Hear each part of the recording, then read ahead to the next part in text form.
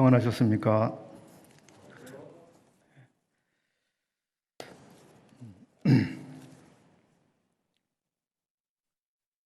주님께서 다시 한번 저희들로 하여금 주님을 기억하고 예배할 수 있는 은혜를 주신 것에 대해서 감사드립니다.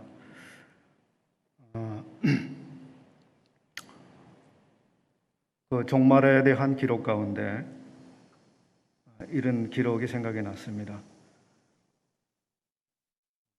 이 악한 자가 이 세상에 출현해서 막강한 권력을 행사하는 그 시기가 됐을 때 제사와 예물을 폐할 것이다, 이렇게 기록되어 있습니다.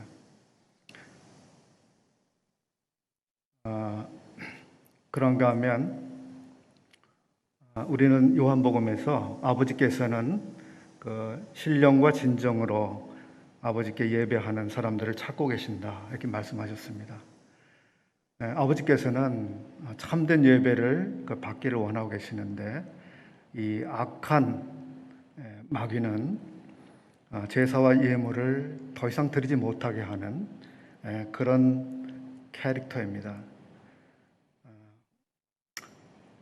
우리가 이와 같이 주님을 기억하고 예배하는 자유, 기회, 은혜, 이런 것들이 오늘 우리에게 주어졌는데 얼마나 감사한지 모르겠고요. 이런 시간들 우리가 얼마나 소중히 생각해서 정말 참 마음으로 아버지께 나가야 되는지 생각해 보았습니다. 얼마 전에 저는 어떤 형제님들과 식사할 수 있는 기회가 있었습니다. 세 사람 이상 모일 수 없어서 세 사람이 같은 식탁에 앉아서 식사를 하고 있었고요. 조용히 식사를 하고 있었는데 제 옆에 계셨던 형제님이 제 귀에 대고 조용히 이렇게 얘기하셨습니다. 형제님, 우리가 이렇게 어려운 시국에 이렇게 지낼 수 있는 것이 우리 믿음 때문이 아닌 것 같습니다. 다 주님의 신실하심 때문인 것 같습니다. 이렇게 제 귀에 대고 이야기했습니다. 참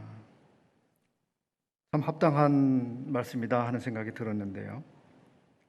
정말 주님께서 우리의 믿음대로만 하신다면 우리 삶이 과연 유지될 수 있을까? 우리가 여전히 주님을 떠나지 않고 또 주님을 섬기는 이 길을 벗어나지 않을 수 있을까? 우리의 믿음대로만 하신다면 말이죠. 그러나 참 주님께서는 우리의 믿음보다 그 신실하시기 때문에, 그 신실하심 때문에 우리가 참 이렇게 주님을 섬기고 있습니다. 이렇게 그 형제님의 말씀으로 이해하고 참 공감이 됐습니다. 우리의 믿음이 얼마나 참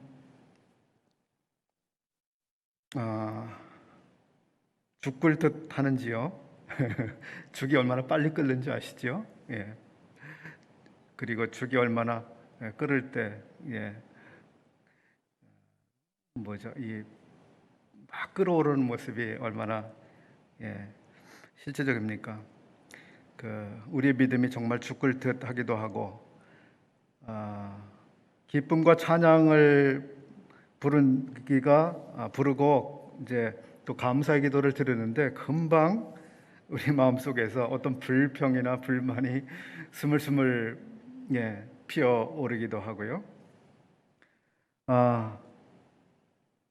하나님께 제 범사를 의지하겠습니다 하고 이제 결단하는 기도를 마치기 무섭게 이건 이렇게 해야 돼, 이건 이렇게 해야 될 거야 하면서 자기 지혜로 뭔가 문제를 해결하려고 하는 이렇게 빨리 우리가 움직이게 되고요.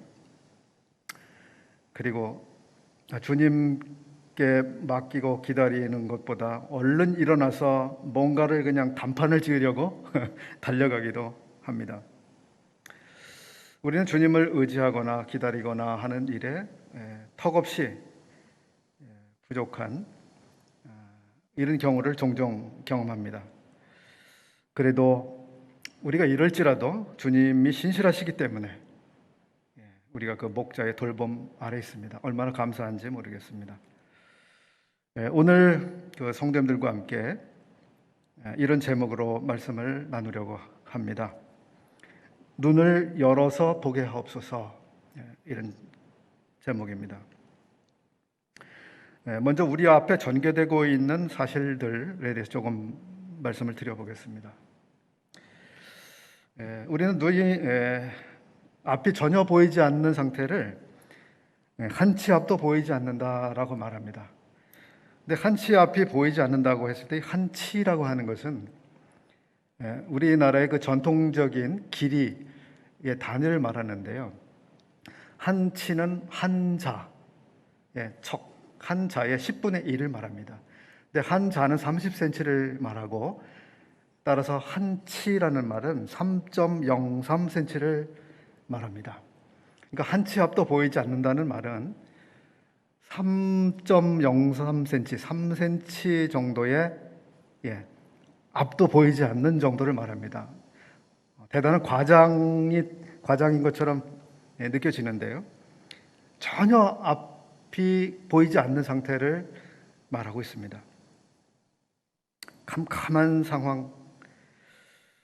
우리가 살다 보면 이런 극도의 막막함과 불안함을 느낄 때들이 있습니다. 전혀 미래를 알 수 없고 내일이 보이지 않는 이런 상태 속에서 그저 내가 지금 숨을 쉬고 있구나, 내 심장이 그냥 뛰고 있구나, 이런 정도만 확인할 수 있는, 내일이 존재할 것이라고 하는 정말 그 보장이 없는 그런 캄캄한 날들이 우리 앞에 찾아오기도 합니다. 이런 상황들은 대개 예고 없이 어느 날 갑자기 우리 앞에 나타나는데요. 이런 상황을 만났을 때 우리에게 가장 큰 위안이 되는 것은 무엇일까요? 막막했을 때, 캄캄했을 때. 자꾸 코로나 말씀을 드리면 좀 답답하실 수가 있을 텐데요. 그래도 다시 한번 좀 말씀을 드려보겠습니다. 코로나19라고 하는 이 상황은 어떻게 보면 이건 거대한 괴물입니다. 괴물 영화 많이 보셨죠? 코로나19는 거대한 괴물입니다. 어마어마한 힘을 가지고 우리 앞에 나타나서 말할 수 없는 일들을 벌이고 있습니다. 이 큰 괴물이, 괴물령을 보시면 사람들을 집어삼키고요, 불안에 떨게 만들고 그러죠. 지금 코로나19가 그렇습니다. 많은 사람들을 집어삼켰습니다. 불안스럽게 만들었습니다. 수많은 사람들의 사업을 망가뜨리고, 또 사람들이 집 밖으로 나와서 자유롭게 살아가는 것을 막았습니다. 말하자면 합법적인 감금, 억압, 이런 것들을 만들어냈습니다. 국민들의 삶이 지금 엉망이 됐고, 생존 자체가 참 위기감이 느껴지는 상태가 되었는데요. 국가는 비상 예산을 세워서 재난지원금을 나눠 주었습니다. 그리고 또 나눠줘야 된다고 지금 하고 뭐가 결정되기도 했습니다. 국민들의 생존을 할 수 있도록 국가가 애를 쓰고 있는 모습이죠.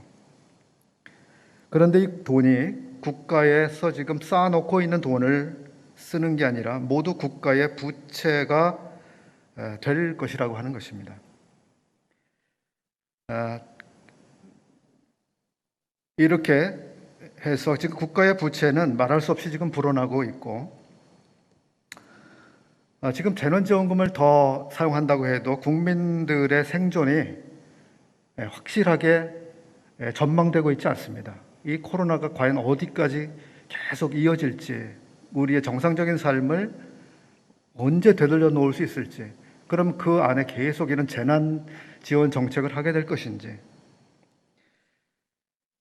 국민들의 생존과 또 국가 공동체라고 하는 이 공동체 안녕을 위해서 기본소득 정책을 시행해야 된다고 하는 목소리들이 정치인들 가운데, 그리고 경제인들 가운데서도 점점 높아가고 있습니다. 나라를 걱정하는 사람들은 이러한 정책들이 국가 부도를 일으킬 것이 거의 뻔하다고 말하고 있는데요. 이 국가적 부채를 다음 세대가 고스란히 짊어지게 될 것이라고 전망하고 있습니다. 그런가 하면 국제적인 제약회사들이 백신을 열심히 만들었습니다. 국가들이 앞다투어서 그 백신들을 사들이고 자기 국민들에게 먼저 접종시키려고 아주 경쟁을 했습니다. 그렇게 상황을 호전시키려고 아주 세계적인 노력을 기울이고 있지만 이 괴물 말이죠. 코로나 괴물이 변칙 공격을 지금 하고 있지 않습니까? 변이 바이러스를 이런저런 형태로 해가지고 계속해서 공격을 멈추지 않고 있습니다. 전 세계는 계속 당황한 상태에 있습니다. 이거 어떻게 해야 되는 거지? 어떻게 해야 되는 걸까? 이 코로나 괴물이 앞으로 무슨 또 다른 방식으로 사람들을 공격해 올지 알 수가 없고요. 이 거대한 전염병이 우리의 생각과 그리고 삶의 방식을 어떤 식으로 더 바꾸게 될지 우리는 정말 알 수 없습니다. 대단히 그 변화가 크게 일어나고요. 이 변화의 물꼬를 거스를 수 없는 어마어마한 힘을 가지고 우리 삶에 들어오고 있습니다. 그런가 하면 이 코로나19라고 하는 것을 통해서 어떤 분들은 인류 사회가 지금 요한계시록에 예언이 되어 있는 대로 통제 사회로 가고 있다라고 말하기도 합니다. 코로나라고 하는 이 방역이 필요한 분명한 명분과 정당성이 있죠. 필요에 대해서 공감을 안 하실 분들이 없을 겁니다. 이런 속에서 정부의 방역 정책에 따라서 사람들은 백신을 접종해야 되고, 그렇지 않으면 이제 버스, 지하철, 항공기, 식당, 편의점, 쇼핑센터, 은행, 병원, 회사 출입, 주민센터, 도서관, 학교 등 사람들에게 필요한 시설에 접근할 수 없게 하는 정책들이 의논되고 있고, 일부 국가들은 벌써 그것을 시행하고 있습니다. 국가에서 하라고 하는 이 주사, 백신을 맞아야 출입이 허용되는, 정부에서 인증하는 시스템에 등록을 해야 되는 것은 물론이고, 그 정책에 따르지 않는 국민들은 앞으로 생활이 어렵게 될 것이 분명해 보입니다. 더 나아가서 국민에 대한 통제가 정당화되고 그런 시스템에 비협조적인 국민들은 이제 국민으로서의 혜택을 박탈당할 가능성이 있어 보입니다.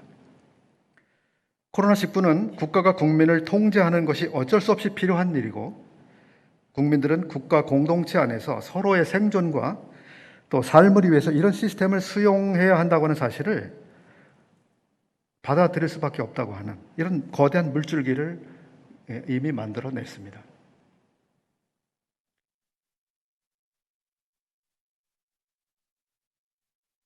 국가가 통제하는 국가 통제 사회는 무식한 사람들이 만들어내는 그런 체계나 시스템이 아닙니다. 고도로 지식이 많아진 지금 사회입니다. 학력이 높아진 시대, 아주 합리적인 결정을 내리는 시대가 스스로 그런 사회를 받아들이고 결정하는 그런 사회입니다. 왜냐하면 국가의 개인에 대한 통제력이 국민들에게 더 안전하고 건강한 시스템이라고 사람들이 받아들이고, 그렇게 하는 것이 최고의 효율을 가져오는 바로 인적 자원, 노동력을 관리하고 사람들에게 불만을 최소화할 수 있는 소득 분배 시스템이 될 수 있고, 또 주택과 물가 관리 시스템, 공평한 복지 정책을 유지할 수 있다고 하는 이런 합리적인 방식이 바로 이와 같은 시스템이다라고 사람들이 생각을 하기 때문에 이런 합리적 결론에 의해서 합의가 이루어지는 체제입니다. 그리고 소위 이러한 국가 통제 시스템을 받아들이지 않는 사람들은 국가 공동체의 일원으로 인정하기 어렵다라고 하는 당위성이 생겨나게 될 것입니다. 그리고 이런 체제를 반대하는 목소리는 이제 점점 힘을 얻지 못하게 되겠죠. 아주 어둡습니다. 걱정스럽죠. 제가 나쁜 소식을 자꾸 말씀드려서 죄송한데요. 이게 우리들 앞에 펼쳐지고 있는 일들이고요. 방향이라고 생각되기 때문에 우리가 이것을 무시하고 그냥 눈을 감아버릴 수가 없습니다. 이런 때 우리가 무엇을 해야 되고 무슨 생각을 해야 할까? 대단히 중요한 일입니다.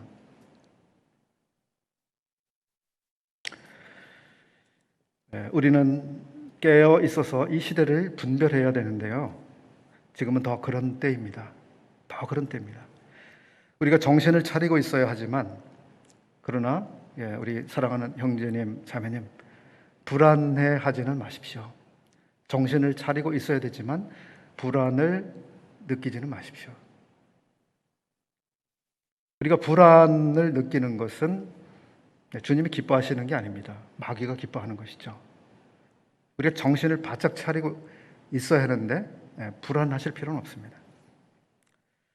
우리는 그날, 즉 그리스도의 날이 가까웠음을 인식하는 사람들로서 이 세상이 지금 어떻게 변해가는지를 잘 알고 있어야 되고, 따라서 이 세상이 가는 대로 그냥 그 물결에 몰입돼서 똑같이 흘러가 버리면 안 됩니다. 우리는 정신을 차리고 있으되 불안할 필요가 없고, 따라서 우리가 그냥 주의 날이 이르렀다고 막 동요하고 그래서는 안 됩니다. 오히려 우리의 책임을 다하는 그런 사람들로 살아가야 되는데요. 그러기 위해서는 우리가 어느 때보다 주님을 더 신뢰해야 되는 시기입니다. 주님을 믿고 주님을 계속 따라가야 되는. 그래서 주님이 주시는 평안이 우리를 주장하시기에는 이것이 더 필요한 때인데요. 오늘 성경에서 저는 몇 군데를 찾아보려고 합니다. 어느 한 개인이든 국가든 하나님이 선택하신 하나님의 사람들은 아주 막막한 상황, 생존의 위기를 만났을 때 불안의 최정점이라고 하는 그 상황에 있을 때 자기를 찾아오시는 하나님을 만났습니다. 하나님께서 불안의 최고조에 있는 그 사람들을 기꺼이 찾아가서 만나시는데 그 목적은 자기 사람들을 하나님이 아끼시기 때문이고 또 낙담하지 않게 하시기 위해서 그들을 찾아가십니다. 여러분, 지금 시대의 파도가 대단히 높게 일어나고 있는데 바로 주님이 우리를 찾아오실 때죠. 그리고 우리에게 말씀해 주실 때입니다. 구약 성경 28장 15절을 한번 펴서 읽어 보겠습니다. 구약 성경 28장 15절. 구약 성경 창세기 구약 성경 창세기 28장 15절부터 19절까지 내용을 보겠습니다. 내가 너와 함께 있어 내가 어디로 가든지 너를 지키며 너를 이끌어 이 땅으로 돌아오게 할지라. 내가 내게 허락한 것을 다 이루기까지 너를 떠나지 아니하리라 하신지라. 야곱이 잠이 깨어 이르되 여호와께서 과연 여기 계시거늘 내가 알지 못하였도다. 이에 두려워하여 이르되 두렵도다. 이곳이요 이것은 다름 아닌 하나님의 집이요 이는 하늘의 문이로다 하고, 야곱이 아침에 일찍이 일어나 베개로 삼았던 돌을 가져다가 기둥으로 세우고 그 위에 기름을 붓고 그곳 이름을 베데디라 하였더라. 여기까지 읽겠습니다. 이 장면은 많은 분들이 아시겠습니다만 야곱이 그의 형 에서의 분노를 알고 자기 목숨을 구하기 위해서 주랭랑을 치고 있던 어느 날 밤의 이야기입니다. 얼마나 암담했을까요? 외로웠을까요? 무서웠을까요? 내가 정말 살 수 있을까? 내가 무사히 살아날 수 있을까? 내 앞길이 앞으로 어떻게 되는 거지? 그리고 자기는 혼자 지금 도망하고 있습니다. 추운 밤, 캄캄한 밤, 외로운 밤, 무서운 밤. 그 밤에 하나님께서 그를 찾아가셨습니다. 그리고 여기 보니까 야곱에게 하나님이 약속을 해주고 계십니다. 4가지 약속을 하고 계시는데요. 첫 번째는 내가 너와 함께 하겠다라고 하는 것입니다. 두 번째는 내가 어떤 장소에 가게 되든 내가 너를 지킬 것이다 라고 하는 약속입니다. 세 번째는 내가 너를 인도해서 결국은 너의 안식처에 돌아오게 할 것이다 라고 하는 것입니다. 네 번째 약속은 내 삶에 대한 나의 계획을 다 이룰 것이다 라고 하는 것입니다. 두 번째 해주신 약속을 조금 더 부연해 보겠습니다. 내가 어떤 장소에 가게 되든 내가 너를 지킬 것이다. 야곱은 라반의 집에 가게 됐습니다. 거기 가서 그는 사기 결혼을 당했습니다. 부당 노동을 수도 없이 했습니다. 잠을 못 자고 목양을 했습니다. 근데 하나님이 그를 지키겠다고 하셨습니다. 사기꾼 집에 자기가 말하자면 들어가서 사기 결혼을 당하고 노동을 말하자면 삭도 받지 않고 7년을 일하게 되고요. 근데 하나님께서 그의 생명을 지키셨을 뿐만 아니라 그로 하여금 전혀 손해를 보지 않게 하셨습니다. 그의 생명과 그의 소유를 하나님이 지키셨습니다. 세 번째 해주셨던 약속, 내가 너를 결국은 너의 안식처에 돌아오게 할 것이다 라고 하셨던 그 세 번째 약속은 그 약속이 성취되기 위해서는 선결되어야 되는 문제가 있었습니다. 야곱이 그 자기 아버지 집이 있는 곳에 돌아오려면 에서의 마음속에 있는 자기 동생 야곱을 죽여버리려고 하는 그 분노와 적개심, 복수심을 해결해야만 됐거든요. 그게 해결되지 않고는 야곱이 돌아오면 그죠? 보복을 당하거나 아니면 정말 힘 대 힘으로 붙어서 싸워서 이기는 수밖에 없는데요. 어쨌든 하나님이 너를 돌아오게 할 것이라고 하셨습니다. 그리고 우리가 창세기의 이야기를 쭉 따라가 보면 어떻게 됐습니까? 야곱이 라반으로부터 떠나서 그의 집으로 돌아오게 됐을 때에 어떤 일이 생겼습니까? 그의 형 에서가 그를 맞이하기 위해서 정말 보디가드로서 많은 군사들을 거느리고 마중을 나왔습니다. 어떻게 해서 애굽에 있었던 분노나 적개심, 그 보복을 하겠다고 한 그 생각이 그 마음속에서 정리가 됐는지 알 수가 없어요. 어떻게 해서 그렇게 됐을까요? 성경은 거기에 대해서 어떤 기록을 남겨두고 있지 않습니다. 다만 우리는 하나님께서 에서의 마음속에 있었던 그런 부분을 정리해 놓으셨습니다. 참 놀라우신 하나님이죠.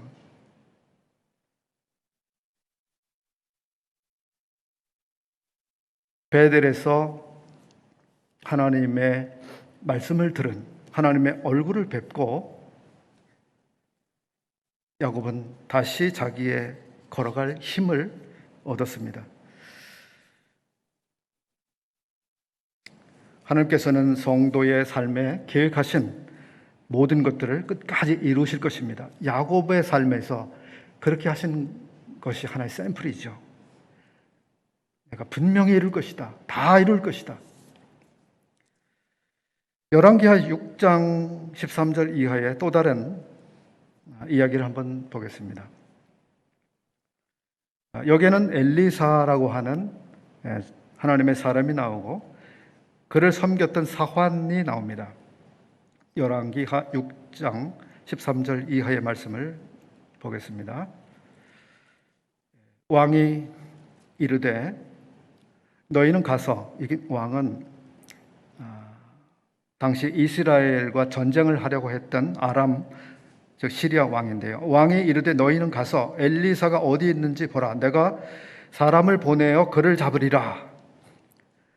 왕에게 아뢰어 이르되 보라. 그가 도단에 있도다 하나이다. 왕이 이에 말과 병거와 많은 군사를 보내매 그들이 밤에 가서 그 성읍을 에워쌌더라. 하나님의 사람의 사환이 일찍이 일어나서 나가보니 군사와 말과 병거가 성읍을 에워쌌는지라. 그의 사환이 엘리사에게 말하되 내 주여 우리가 어찌하리까 하니 대답하되 두려워하지 말라. 우리와 함께 한 자가 그들과 함께 한 자보다 많으니라 하고 기도하여 이르되 여호와여 원하건대 그의 눈을 열어서 보게 하옵소서 하니 여호와께서 그 청년의 눈을 여시매 그가 보니 불말과 불병거가 산에 가득하여 엘리사를 들렀더라. 이 사건은 8절에서 시작되고 있는데 엘리사 때에 아람 왕이 북왕국 이스라엘을 여러 번 공격해 왔습니다.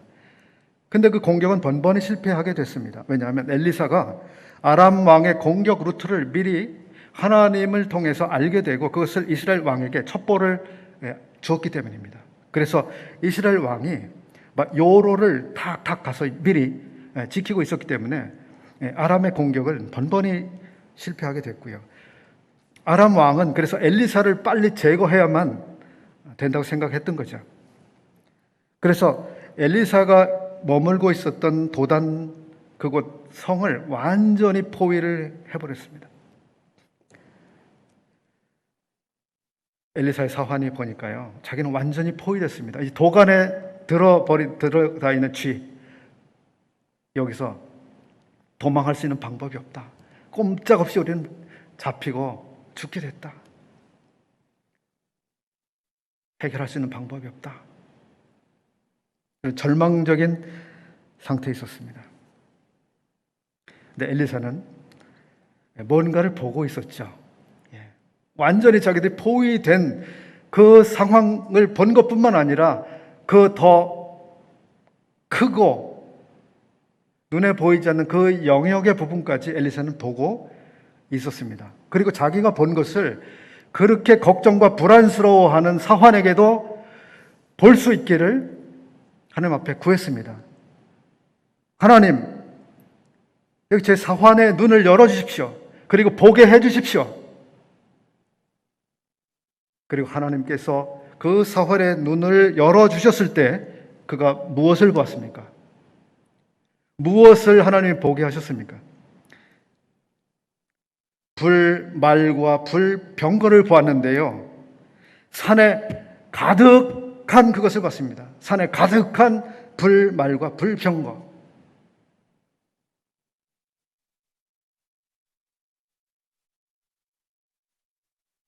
이 사환이 그 다음에 마음이 어떻게 됐을까요? 하나님의 안전하신 보호를 느꼈겠죠. 더 이상 걱정하지 않았을 것입니다.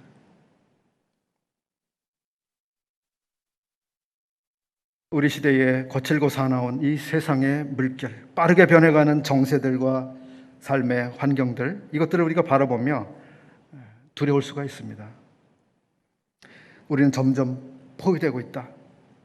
세상은 우리가 감당하기엔 지금 너무 크다. 우리는 점점 고립되어 가고 있고 믿음의 사람들은 줄어들어 가고 있고 어마어마한 일이 지금 일어나고 있는데 우리는 속수무책으로 지금 한숨만 쉬고 있다. 주여, 어떻게 하면 좋겠습니까? 우리가 죽게 됐습니다. 이게 지금 우리 상황 아닙니까? 우리 시대의 상황? 복음서 가운데 제자들이 풍랑이는 바다를 배적하다가 풍랑을 만나서 그죠? 배가 뒤집혀 죽게 됐어요. 제자들이 주님을 깨웠습니다. 주여! 주여! 우리가 죽게 됐습니다. 우리 살려주세요.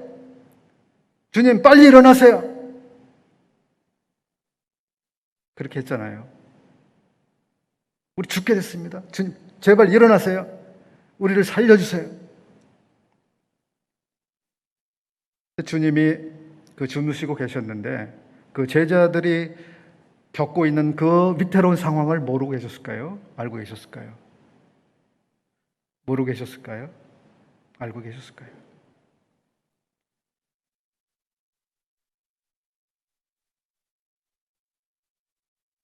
사환이 극도로 두려워하고 있는데 두려워하지 말아라 하고 엘리사가 말하고 기도했습니다.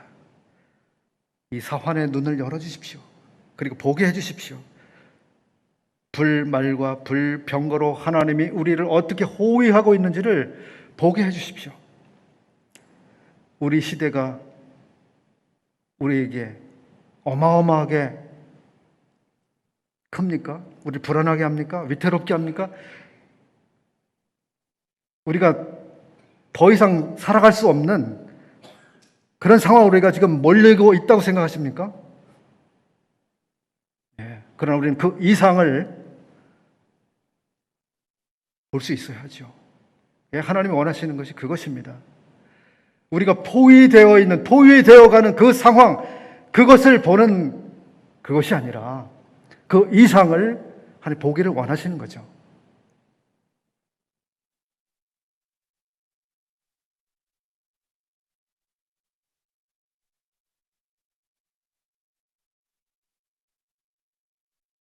엘리사의 사환이 불말과 불병거가 가득한 그 상황을 보고 더 이상 두려움에 압도당하지 않았을 겁니다. 우리가 이 세상에서 지금 두려움에 압도당하지 않기를 바랍니다. 그리고 성도답게 우리의 믿음을 지켜가기를 원합니다. 주님은 더 크세요. 우리와 함께 한 자가 더 크십니다.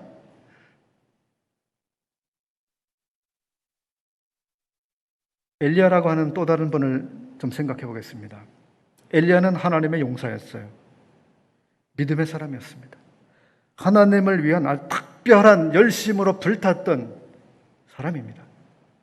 누가 그 사람의 열심을 따라갈 수 있었겠습니까? 하나님은 그의 기도를 아주 귀하게 생각하셨습니다. 그래서 그가 비 오지 않기를 기도했을 때 비가 내리지 않게 하셨습니다. 그가 다시 비 오기를 구했을 때 하나님은 비를 내리셨습니다. 정말 탁월한 믿음의 사람, 용기의 사람이었습니다. 갈멜산에서 그가 어마어마한 바알 선지자들과 함께 이 대결을 벌이는 그는 전혀 주눅들지 않았습니다. 불굴의 사람이었죠. 그런데 아합 왕의 아내 이세벨이 자기를 죽이려고 한다는 이 소식을 듣고 그만 낙담하고 말았습니다. 그는 생각하기를 나는 하나님을 위해서 목숨을 내놓고 지금까지 이렇게 살아왔는데 이게 뭔가? 내 주변엔 지금 아무도 없고 나와 함께하고 있는 사람은 없고 모두 바알을 따라가 버리고 다 굴복해 버린 이 세상, 나는 헛수고한 것 같아. 그냥 차라리 남들처럼 평범하게 살 걸 그랬어. 그게 나았을 거야. 그런 심정이 된 것 같아요. 이 두려움을 모르던 사람이 이제 두려움의 마음을 뺏기고 자기의 작은 모습밖에는 보지 못하는, 그의 시야가 아주 이렇게 좁아지고 앞을 보지 못하는 시야가 되고 말았어요. 자기의 지금 작아진 자기의 그 모습 외에는 보지 못하는 시력. 열왕기상 19장 4절 이하 14절까지 중간중간에 좀 말씀드리겠습니다. 열왕기상 19장 4절 이하. 자기 자신은 광야로 들어가 하롯길쯤 가서 한 로뎀 나무 아래 앉아서 자기가 죽기를 원하여 이르되 여호와여 넉넉하오니 지금 내 생명을 거두시옵소서. 나는 내 조상들보다 낫지 못하니이다 하고, 나는 별것 아닌 삶을 살았습니다. 난 별 볼 일 없는 사람인데 괜히 그렇게 용기가 있는 척 그렇게 했습니다. 아마 그런 이야기를 하는 것 같은데요. 9절, 엘리야가 그곳 굴에 들어가 거기서 머물더니 여호와의 말씀이 그에게 임하여 이르시되 엘리야야 내가 어찌하여 여기 있느냐.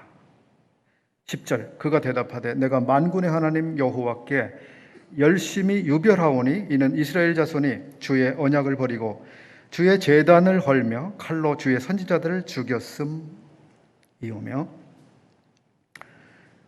다음 잘 보십시오. 오직 나만 남았거늘 그들이 내 생명을 찾아 빼앗으려 하나이다. 14절도 같은 말을 반복하고 있는데요. 오직 나만 남았거늘 그들이 내 생명을 찾아 빼앗으려 하나이다. 엘리야의 눈은 지금 자기 자신만 남았다고 그렇게 생각하고 있고, 이게 한 사람 자기밖에 남지 않았는데 자기조차도 지금 쫓기고 있고 곧 죽게 됐다라고, 그리고 여기서 자기 목숨을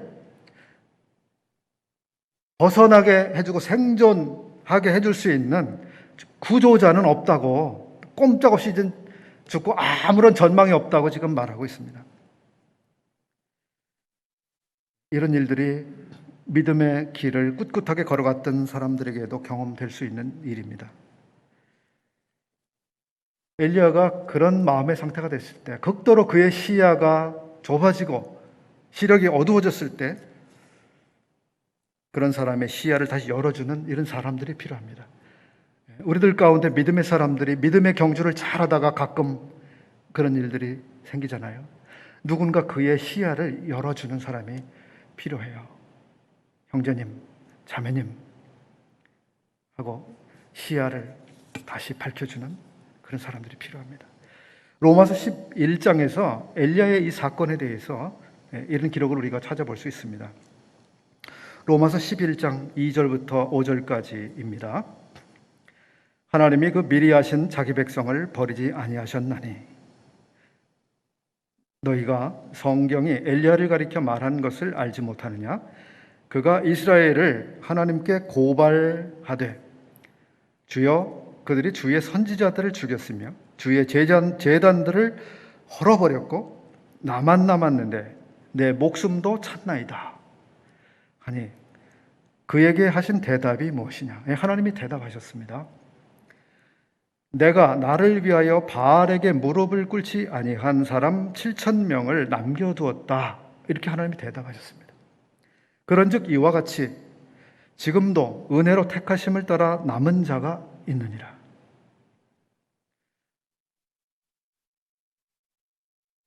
엘리야가 생각했던 것과 하나님이 보고 계셨던 게 아주 달랐죠. 이제 나만 남았습니다. 다 죽여버렸고 다 무릎을 꿇어버렸고 이제 나만 남았습니다. 그리고 이제 나도 죽게 됐습니다. 이것이 현실에 대한 엘리야의 인식이었는데 하나님은 아니야. 너만 남은 게 아니야. 무릎을 꿇지 않은 훨씬 많은 사람들이 나에게 남아있어 라고 말씀하고 있습니다.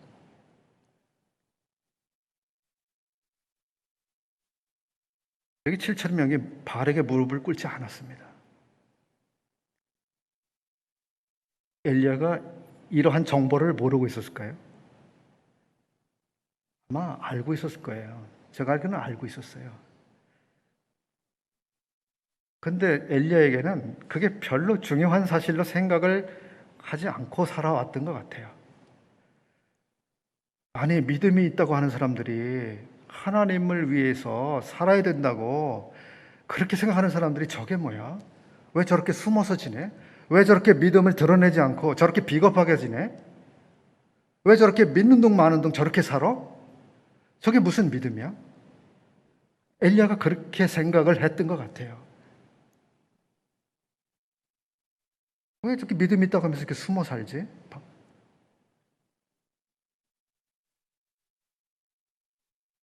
나는 저렇게는 안 살아. 나는 혼자서 외로운 싸움을 지금까지 싸워왔어. 그에겐 그런 마음이 있었습니다.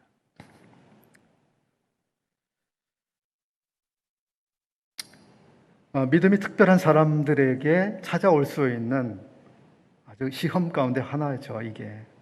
예. 아주 믿음이 특별하고 열심히 특별한 사람들에게 찾아올 수 있는 시험입니다. 다른 사람들은 별로 믿음이 없어 보이고, 예, 그죠, 믿는 동 마는 동 그렇게 보이기가 아주 쉬워요. 근데 하나님은 그렇지 않은 사람들을 다 카운트하고 계시고요, 주목해서 보고 계셨어요. 7천 명이다, 숫자. 무릎을 발에 꿇지 않았어. 그 당대에 아합의 시대에 바알에게 무릎을 꿇지 않았다는 것이 무엇인지 여러분 한번 생각해 보십시오. 그 시대에 뭔가 먹고 살고 사람들 사회에서 사이좋게 지내고 제대로 그냥 보통 사람의 삶을 살고자 한다면 다른 사람들처럼 주류를 따라가야 했어요.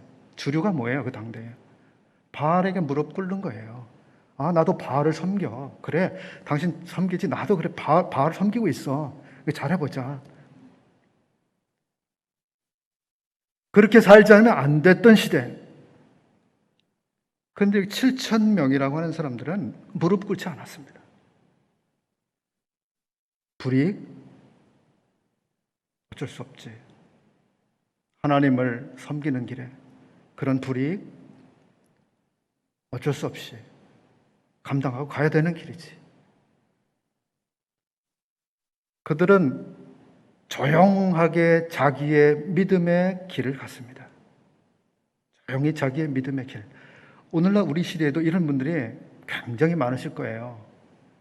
막 여기저기서 목소리를 높이면서 막 그냥 구호를 외치고 뭐 이런 분들도 더러 계시지만, 그러나 조용히 깨어서 기도하면서 성도의 삶을 꿋꿋하게 가는, 무릎을 꿇지 않고 이 세상에 무릎 꿇지 않고 가는 수많은 성도들이 계실 거예요.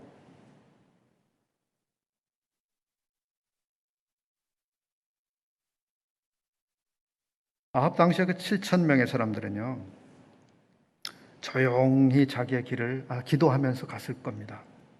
기도하면서.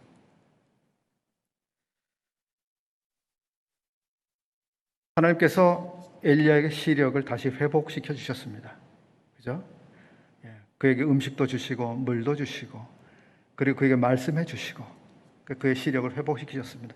그리고 엘리야가 회복이 돼서 그 남은 삶을 하나님을 섬기게 되는 기록을 우리가 뒤에서 봅니다. 하나님께서 인생의 불안의 최정점을 만난 사람들을 찾아가시는 이런 장면들을 오늘 찾아봤습니다.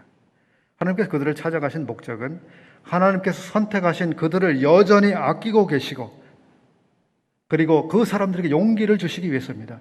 낙심하지 말아라. 낙담하지 말아라. 너와 함께하고 있는 이가 세상에 있는 이 존재보다 크다. 불말과 불병거가 온 산에 가득하다. 너를 지키고 있다. 두려워하지 말아라. 여러분, 하나님께서 우리의 눈을 열어주시길 바랍니다. 얼마나 우리를 불안하게 만드는 것들이 많습니까? 얼마나 이 물결이 얼마나 거대하고 큰지 정말 거스를 수가 없을 것 같아요. 이때 주님께서 우리의 눈을 열어주시길 바랍니다. 앞에서 우리는 제자들이 이 풍랑이는 바다에서 주님 제발 살려주세요. 우리 죽게 됐습니다. 살려주세요. 그랬던 장면을 아까 봤는데요. 주님 제발 일어나세요. 우리를 살려주세요 라고 기도했잖아요. 주님께서 제자들에게 기도하라고 부탁하신 곳이 또 있어요. 기도해라.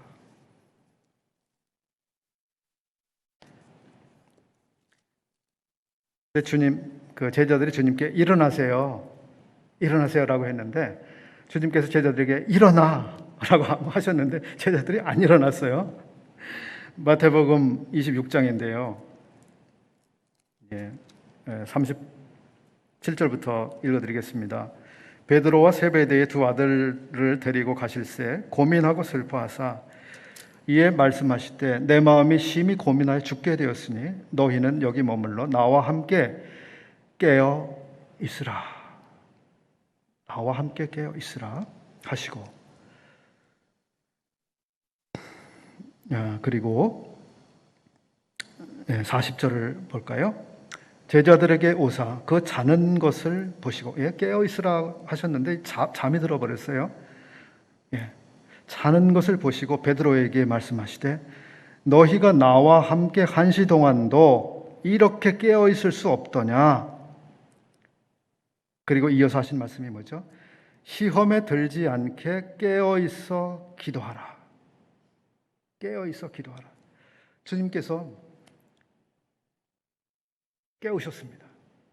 제발 일어나. 일어나야 된다. 왜요? 나와 함께 기도하자. 지금 나와 함께 기도해야 되는 시간이야. 근데 제자들이 함께 깨어있지 못했어요. 잠들었어요.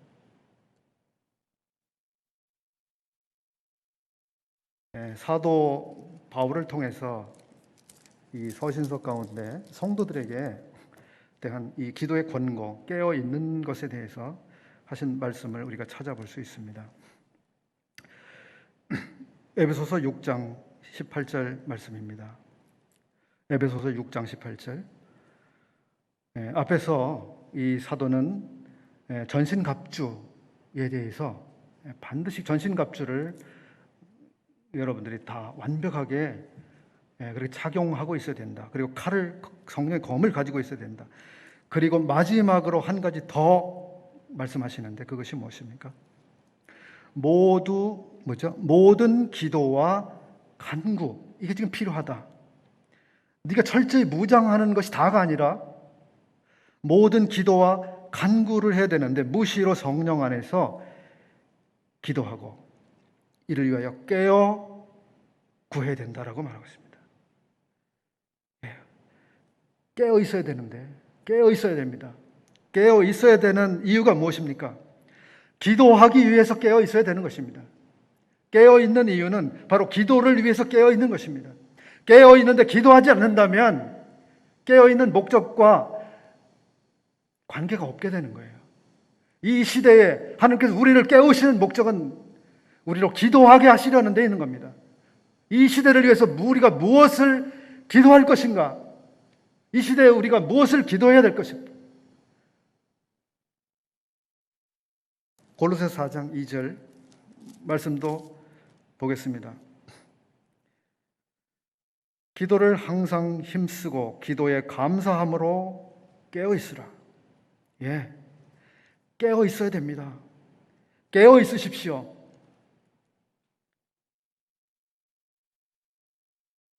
무엇에요? 기도에 깨어 있어야 됩니다. 기도에.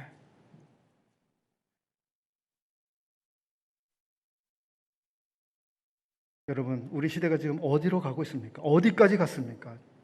주님이 어디까지 오셨습니까? 여러분, 정신을 차리십시오. 깨어 있으십시오. 그리고 기도하십시오. 기도해야 됩니다. 믿는 모든 사람들을 깨워주십시오. 그리고 보게 해주십시오. 이 세상에 커 보인다 할지라도 더 크신 하나님을 보게 해주십시오. 우리를 호위하고 있는 그 불말들과 불병거들을 보면서 우리가 두려움에 떨지 않고 주님의 오심을 기다리고 환영하는 사람들이 되게 해주십시오. 우리가 주님이 오시는 그 시간 부끄럽지 않게 주님을 맞이할 수 있도록 그렇게 우리를 깨워주십시오.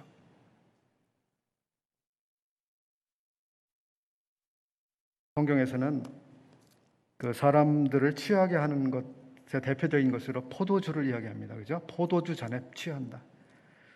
지금 우리 시대에 온 세상을 취하게 만드는 게 수면제 같아요. 수면제. 온 세상이 수면제를 먹어서 그 정신을 잃고 멍하게 만들고 정신을 못 차리고 지금 뭐 해야 되는 시간인지 모르고 지금 이 세상에 이 차가 지금 어느 방향으로 지금 방향을 해서 지금 가고 있는지 생각하지 않고 그죠? 아, 남들이 지금 이렇게 사니까 나도 저렇게 살아야지. 남들이 이걸 가졌으니까 나도 가져야지. 그렇게만 하고 있으면 이제 안 되는 때를 우리가 살고 있습니다. 제 친구 중에 지방에 거주하고 있는 친구가 한 사람 있습니다. 충청도 저 어디 시골에 사는데요. 얼마 전에 그 친구랑 통화를 했습니다. 이런저런 이야기 하다가 야, 나 지금 빚을 수천만 원 내서 코인을 샀어. 코인 그게 뭐야? 비트코인 몰라? 그래? 비트코인 들어봤지. 근데 비트코인 말고 다른 코인이 되게 많어. 우리 성도님 다른 코인들도 많이 있는 거 아세요? 근데 그 코인을 사라고 많이 선전하나 봐요. 이 코인을 사면 지금 몇 배로 지금 올라갈 수 있다고 그렇게 기대하게 만들고요. 막 빚을 내서 그 코인에 투자하게 만들어요. 제 친구도 수천만 원을 여기저기서 빚을 내가지고 또 자식들에게 막 돈을 끌어모게 해가지고 샀대요. 돈 버는데 정신이 없어요. 저한테 문자 메시지가 매일 한두 건씩은 오는데요. 뭐냐면 이제 마감 임박했습니다. 투자할 수 있는 지금 뭘 살 수 있는 돈이 될 수 있는 뭐죠? 긴급 무슨 뭐 채권인지 뭐니 이런 거 빨리 사라고 그런 정보가 매일 와요. 말세의 사람들이 돈을 사랑하며 돈이 없으면 우리는 인생을 헛산 것 같이 보이고 돈이 있으면 모든 것을 가진 것처럼 생각하게 되고 돈을 사랑하는 세상. 그 돈의 철학이 성도들의 마음속에 지금 엄청나게 지금 밀려 들어오고 있어요. 돈도 없는데 돈이 없으니 어떻게 하면 좋으냐? 얼마나 우리가 불안해합니까? 여러분, 이 세상 신보다 우리 주님이 크십니다. 더 크십니다. 불안해하지 마십시오. 세상이 가진 것 못 가졌다고 불안해하지 마십시오. 주님께서 우리 모든 성도님들의 눈을 밝게 열어주시길 바랍니다. 밝게 열어주시기 바랍니다. 그리고 우리가 무엇을 위해서 기도해야 되는지 보게 해주시길 바랍니다. 기도하게 하시길 바랍니다. 정말 기도해야 될 때입니다. 깨어서 기도해야 될 때입니다. 제가 잠을 주무시지 말라고 드릴 말씀 아닙니다. 우리 정신을 바짝 차려야 됩니다. 지금 어디로 가고 있는지, 어디까지 지금 이 마지막 시대가 어디까지 지금 가 있는지, 우리 앞에 지금 무엇이 지금 기다리고 있는지, 이 상황 속에 우리 자신을 지켜야 하고 성도들을 지켜야 하고 그리고 우리의 가족들, 우리의 사랑하는 사람들을 위해서 더 많이 기도해야 되는 그때가 아니겠습니까? 주님께서 우리 모두를 도와주시고 우리에게 밝은 눈을 주시기를 바랍니다. 함께해 주셔서 감사합니다. 한 주간 동안도 강건하시고 평안하시기를 빕니다. 고맙습니다.